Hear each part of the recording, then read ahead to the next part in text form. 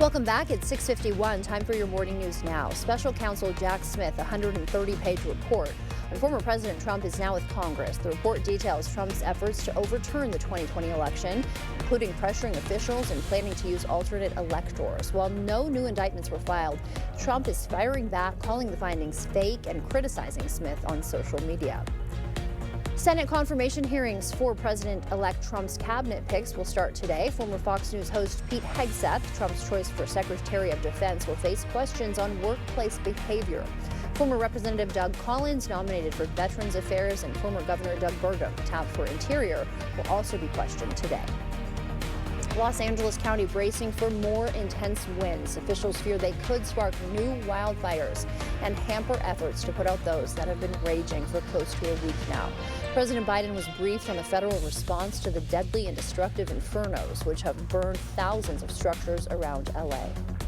And more questions and answers this morning after the abrupt closure of Kids Company Daycare in Toma last week, leaving several families scrambling to find childcare. The daycare shut down after the VA ended its lease, citing compliance issues. The closure also bringing attention several violations filed with the Department of Children and Families over the past 3 years. The board chair of Kids and Company says he was aware of those violations, but didn't take any action until now.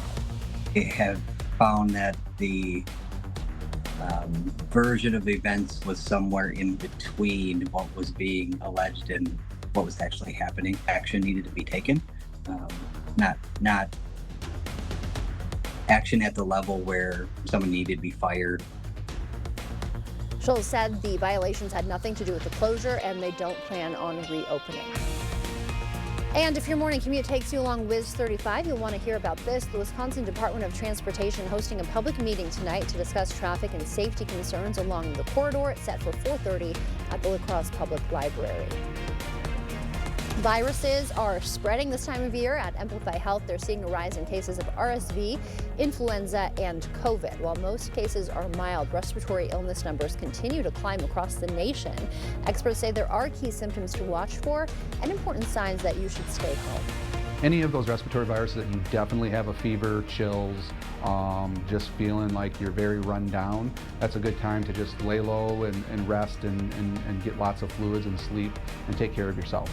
Right now, Amplify is seeing a spike in flu. It comes, as Simmons says, there's lower vaccination rate in the area. And if you're heading out the door, you know how bitter cold it is. Your car is likely feeling it too. A local auto expert says now's the time to get your car ready for the winter if you haven't already. Kyler Klatt says these freezing temps can slow down your battery, potentially leaving you stranded.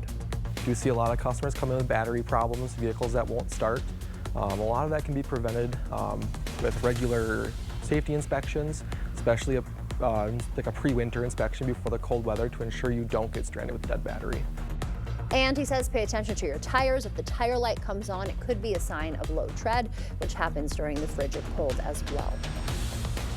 And that cold weather is here right now, and it continues to hold on. There is a cold weather advisory there brushing our county. You can see it on the right there. In fact, it could cause some wind chill that will drop down to like minus 25 possibly, and of course bring frostbite within 30 minutes of being exposed out there. So please be careful.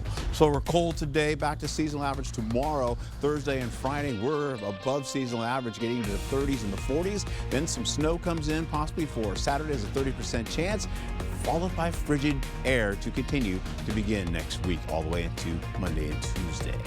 All right, thank you, Art. Well, today is National Dress Up Your Pet Day. Hopefully you got a warm costume for them. If you've never dressed your pet up before, start with something simple like a bandana or bow, they say, and see how they like it. Just be sure not to restrict their movement or breathing. For people with pets who love getting dolled up, why not go all out and match with them? And you can share your photos on social media with the hashtag National Dress Up Your Pet Day. Yeah. Oh, look at that now. You know, dress up the cat? I have tried before, but she is not about that life. She tries to get that costume off immediately. Oh, that's Eeyore right Yeah, notice there. how there are no cats in this video. Yeah, it's all dogs, huh? They're more keen to try out different things. Well, thank you for starting your morning with us.